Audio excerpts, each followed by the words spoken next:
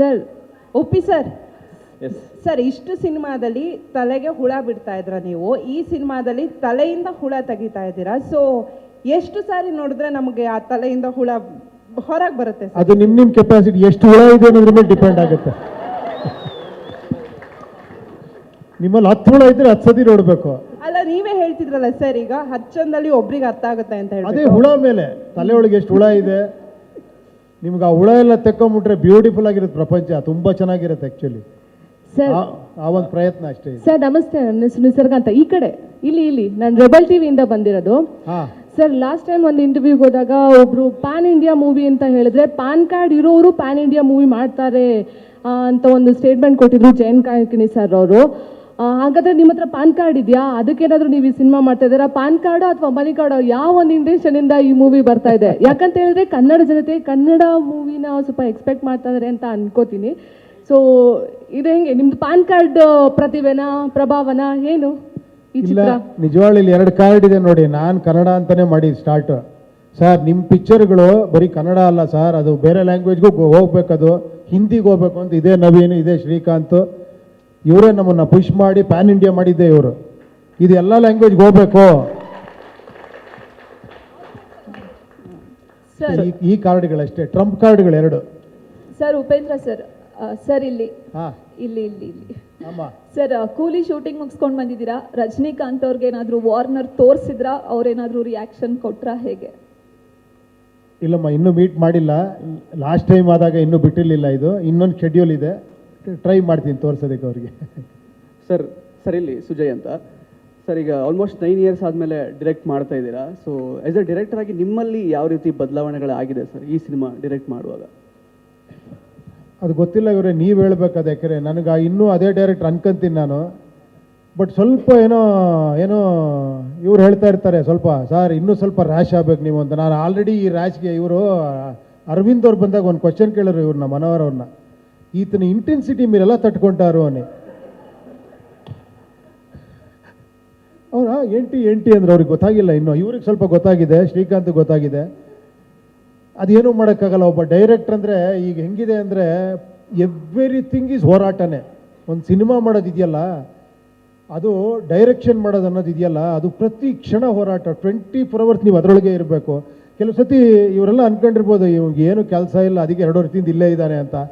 ನನಗೂ ಕೆಲಸ ಇದೆ ಅನ್ಸುತ್ತೆ. ಹಿಂಗೆ ಅನ್ಕೊಂಡ್ಬಿಡ್ತಾರೆ ಅವ್ರು. ನಾನು ನೋಡ್ರೆ 9 ಗಂಟೆನ ಇರ್ತೀನಿ, ಇವ್ರು 11 ಗಂಟೆಗೆ ಬರ್ತಾರೆ.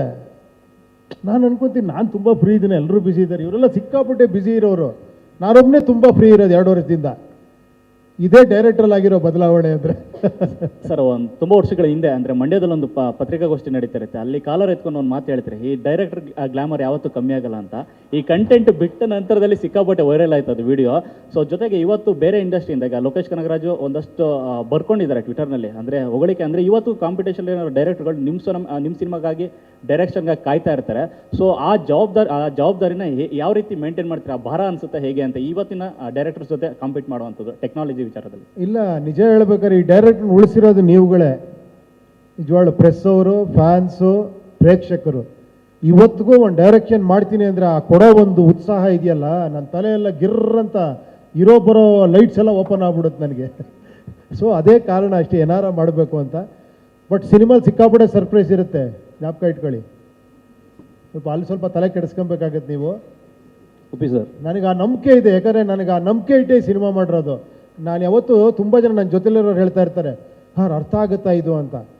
ನಾನು ಹೇಳ್ತೀನಿ, ನಾವು ಯಾವತ್ತೂ ಕೂಡ ಪ್ರೇಕ್ಷಕರು ಇಲ್ಲಿದ್ದರೆ ನಾವು ಇಲ್ಲೇ ಇರ್ತೀವಿ, ಅವ್ರಿಗಿನ್ನ ಮೇಲೆ ಹೋಗಕ್ಕೆ ಸಾಧ್ಯನೇ ಇಲ್ಲ. ಅದು ನಾನು ಕಂಡುಕೊಂಡಿರೋ ಸತ್ಯ. 100% ಹೇಳ್ತೀನಿ. ನಾವು 10 ಅಂದರೆ ಅವ್ರು 15 ಮೆಟ್ಲು ಮೇಲಿರ್ತಾರೆ. ಯಾಕಂದರೆ ಇನ್ನೋಸೆಂಟಾಗಿ ನೋಡ್ತಾರೆ ಅವರು. ಅವ್ರು ಯಾವ ಬಯಾಸ್ಡ್ ಇಟ್ಕೊಂಡು ಏನೋ ಕ್ಯಾಲ್ಕುಲೇಷನ್ ಇಟ್ಕೊಂಡು ನೋಡೋದಿಲ್ಲ. ಒಂದೇ ಒಂದು ಸಿಂಪಲ್ ಎಕ್ಸಾಂಪಲ್ ಹೇಳ್ತೀನಿ. ಸಿನಿಮಾ ನಾವು ಮಾಡಿದಾಗ ನೀವು ಮರ್ತೋಗಿರ್ಬೋದು, ನೀವು ಇಡೀ ಗಾಂಧಿನಗರ ನೋಡಿದವರೆಲ್ಲ ಇದು ಏನಯ್ಯ ಪಿಕ್ಚರು, ಡಬ್ಬಾ ಪಿಕ್ಚರು ಅಂತ. ನನಗೆ ಒಂದೇ ಒಂದು ಪಾಸಿಟಿವ್ ರಿವ್ಯೂ ಬಂದಿರಲಿಲ್ಲ ಆ ಪಿಕ್ಚರ್. ನೀವು ನಂಬಲ್ಲ, ನರ್ತಕಿ ಥಿಯೇಟ್ರಲ್ಲಿ ಆ ಥಿಯೇಟ್ರಲ್ಲಿರೋ ಆ ಗೇಟ್ ಕೀಪರು ಕೂಡ, ಸರ್ ಈ ಪಿಕ್ಚರ್ಗೆ ಯಾಕೆ ಸರ್ ಈ ಥಿಯೇಟ್ರ್ ಬೇಕು ಅಂತಿದ್ದೀರಾ, 2 ದಿನ ಓಡಲ್ಲ ಸರ್ ಈ ಪಿಕ್ಚರು ಅಂತ. ಕೊನೆಗೆ ನಮಗೆ ಒಂಥರ ಶಾಕ್ ಹೋಯ್ತು, ನಿಜಾನ ಇದು ಅಂತ. ನಮ್ಮ ಒಬ್ಬ ಪ್ರೊಡ್ಯೂಸರ್ ಮಾತ್ರ ಇದ್ರು, ಜಗನ್ನಾಥ್ ಅಂತ. ಅವರು, ಸರ್ ಏನು ಸರ್ ಎಲ್ಲರೂ ಹಿಂಗೆ ಬೈತಾರೆ ಈ ಪಿಕ್ಚರ್ನ, ನಾನೊಂದು 200 ಸತಿ ನೋಡಿದ್ದೀನಿ, ನಂಗೆ ಬೇಜಾರೇ ಹಾಕಿಲ್ಲಲ್ಲ ಸರ್ ಈ ಪಿಕ್ಚರು, ಯಾಕೆ ಸರ್ ಎಲ್ಲರೂ ಹಿಂಗೆ ಬೈತಾರೆ ಅಂತ. ನಂಬಲ್ಲ ನೀವು. ಫಸ್ಟ್ ಸೆನ್ಸಾರಲ್ಲಿ ಆಫೀಸರು ಎದ್ದು ಹೊಟ್ಟೋದ್ರು, this is unfit for release ಅಂದ್ಬಿಟ್ಟು ನಿಮ್ಗೆ ಯಾವ ಸರ್ಟಿಫಿಕೇಟ್ ಕೊಡಲ್ಲ ಅಂತ ಎದ್ದೋಗ್ಬಿಟ್ಟಿದ್ರು. ನಂಬ್ತೀರಾ? ಹೇಳೋಕ್ಕಾಗಲ್ಲ ನೋಡಿ. ಯಾರೂ ಇಷ್ಟಪಡಿದ್ರು, ಆ ಫೈನಾನ್ಷಿಯರೇ ಇಷ್ಟಪಟ್ಟಿಲ್ಲ ಪಿಕ್ಚರ್ನ. ದುಡ್ಡು ಕೊಟ್ಟವ್ರು ಯಾರೇ ದುಡ್ಡು ಕೊಟ್ಬಿಡಪ್ಪ ಪಾಪ ನೀನು ಪಿಕ್ಚರ್ ರಿಲೀಸ್ ಮಾಡ್ಕೊ. ಬಟ್ ಅದು ಮಿರಾಕಲ್ ಆಗೋಯ್ತು. ಅದು ಹೇಳೋಕ್ಕಾಗಲ್ಲ ನೋಡಿ. ಅದೇ ಹೇಳಿದ್ದು, ಅದು ಆಡಿಯನ್ಸ್ ಅಂತ. ಎಷ್ಟು ಕಾಂಪ್ಲಿಕೇಟೆಡ್ ಆಗಿದ್ರು, ಎಷ್ಟು ಚೆನ್ನಾಗಿ ರಿಸೀವ್ ಮಾಡ್ರು ಅಂದರೆ ಆಮೇಲೆ ಎಲ್ಲರೂ ಚೆನ್ನಾಗಿದೆ ಅಂತಾರೆ, ಅದು ಬೇರೆ. ಬಟ್ ಆ ಕಾಂಪ್ಲಿಕೇಟೆಡ್ ಅರ್ಥ ಮಾಡ್ಕೊಂಡ್ರಲ್ಲ 25 ವರ್ಷದಿಂದ, ಎಷ್ಟು ಗ್ರೇಟ್ಸ್ ಇರ್ಬೋದು ಅಲ್ವಾ? ನೀವುಗಳು ನಾನು ಹೇಳ್ತಿರೋದು ನಿಮಗೆ, ಎಲ್ಲ ನೋಡ್ತಿರೋರಿಗೆ. ಸೊ ಆ ನಂಬಿಕೆ ಇವತ್ತಿಗೂ ನನಗಿದೆ. ಎಷ್ಟು ನಾನು ಏನೇ ಮಾಡಿದ್ರು ಕೂಡ, ಬಟ್ ನಾನೇನಂದರೆ ಕಾಂಪ್ಲಿಕೇಟ್ ಮಾಡೋಕ್ಕೋಸ್ಕರ ಮಾಡಲ್ಲ. ಅದರೊಳಗೆ ಏನೋ ಹೇಳಬೇಕು ಅಂತ ಆಸೆ ಪಟ್ಟು ಮಾಡ್ತೀನಿ, ಅದು ಖಂಡಿತ ಅರ್ಥ ಆಗುತ್ತೆ ಎಲ್ರಿಗೂ. ಆ ಒಂದು ನಂಬಿಕೆ ಇದೆ ಅಷ್ಟೇ ನನಗೆ. ಸರ್ ಇಲ್ಲಿ ಚಿತ್ತಾರದಿಂದ ನವೀನ್ ಮಾತಾಡ್ತಾ ಇದ್ದೀನಿ. ನೀವು ಹೇಳಿದ್ರಿ ಸಿನಿಮಾ ಹುಳ ಬಿಡಲ್ಲ, ಹುಳ ತೆಗೀತೆ ಅಂತ. ಬಟ್ ವಾರ್ನರ್ ಮೂಲಕ ಒಂದು ಡೈನೋಸರೇ ಬಿಟ್ಬಿಟ್ರಿ, ಯಾಕೆ? ಡೈನೋಸರ್? ಹೌದು, ಡೈನೋಸರ್ ಬಿಟ್ನಾ? ಹೌದು, ಹುಳದ ಆ ಕಡೆ ಅದಕ್ಕಿಂತ ದೊಡ್ಡದು. ವಾರ್ನರ್ ಡೈನೋಸರ್ ಥರ ಇದೆಯಾ? ಹೌದು. ಯಾಕೆ? ಅಲ್ಲ, ಹುಳ ಬಿಡಲ್ಲ, ಹುಳ ತೆಗೀತೆ ಅಂದ್ರಲ್ಲ, ಇದ್ರ ಮೂಲಕ ಮತ್ತೆ ದೊಡ್ಡ ಹುಳ ಬಿಟ್ರಲ್ಲ ನೀವು ಅಂತ. ವಾರ್ನರ್ ಮೂಲಕ ಅಲ್ಲ, ನಂಗೆ ಅರ್ಥ ಆಗ್ತಿಲ್ಲ. ಇದೇನ ಹುಳ ಅನ್ನಿಸ್ತಾ ಇದೆಯಾ? ಇನ್ನೂ ಅರ್ಥ ಆಗಿಲ್ವಾ ಯಾರಿಗೂ? ಭಯ ಆಗ್ತಾ ಇದೆಯಾ? ಆತಂಕ? ಅಲ್ಲ ರೀ, ನಾನು ಸಿನಿಮಾ ಮಾಡಿರೋದು ಏನು, ನೀವೆಲ್ಲ ಏನು ಅನ್ಕೊಂಡಿದ್ದೀರಾ? ಓ ಮೈ ಗಾಡ್, ನಾನೇನೋ ಅಸ್ಟ್ರಾಲಜರು. ಬಟ್ ಒಂದು ಖುಷಿ ಆಯಿತು, ಎಫೆಕ್ಟಿವ್ ಆಗಿದೆ ಅನ್ನಿಸ್ತು ನಿಜವಾಗ್ಲು.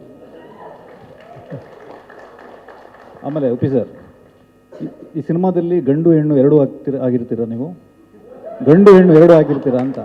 ಗಂಡು ಹೆಣ್ಣು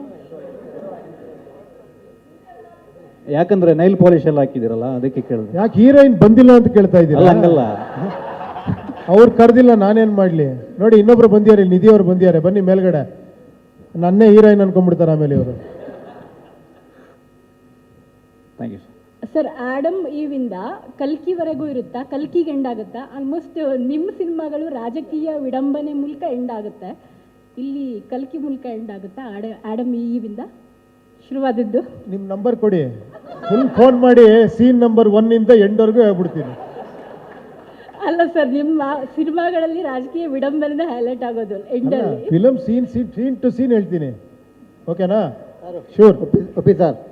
ಇಬ್ಬರು ಫೈಟ್ ಮಾಸ್ಟರ್ ಇಟ್ಕೊಂಡಿದ್ದೀರಾ, ಇಬ್ಬರು ಒಳ್ಳೆ ಟ್ರೆಂಡಲ್ಲಿ ಇದ್ದಾರೆ. ನಿನ್ನೆ ತಾನೇ ಸುದೀಪ್ ಸರ್ ಕೂಡ ನೆನ್ಸ್ಕೊಂಡ್ರು ಅವ್ರನ್ನ. ಇವ್ರನ್ನ ನೋಡ್ಬಿಟ್ಟು ಇವ್ರು ನೋಡಿದ ತಕ್ಷಣ ಇವ್ರು ಏನು ಇಷ್ಟೊಂದು ಸಾಫ್ಟಾಗಿ ಇಷ್ಟು ಚೆನ್ನಾಗಿದ್ದಾರೆ ಇವರು ಫೈಟ್ ಮಾಸ್ಟರ್ ಅಂತ, ನಮ್ಮ ಇವ್ರ ಥರ ಇರಬೇಕು ಅಂತ ನೀನು ನೆನ್ಸ್ಕೊಂಡ್ರು. ಇಬ್ಬರು ಪಕ್ಕ ಕುಡಿಸ್ಕೊಂಡಿದ್ದೀರಾ, ಆ ಕಡೆ ಅವರು ಈ ಕಡೆ ಅವರು, ಇಬ್ಬರ ಜೊತೆ ಕೆಲಸ ಮಾಡಿದ್ದು ಹೇಗಿತ್ತು ಅಂತ. ನೀವು ಅವ್ರನ್ನ ಕೇಳಬೇಕು ನಿಜ, ಬರೀ ನನ್ನೇ ಕೇಳ್ತಾ ಇದ್ದೀರಾ, ಇಲ್ಲೆಲ್ಲನೂ ಕೂರಿಸಿದ್ದೀರಾ. ಹೇಳ್ಬಿಡಿ ಅವ್ರು ಮಾಸ್ಟರ್.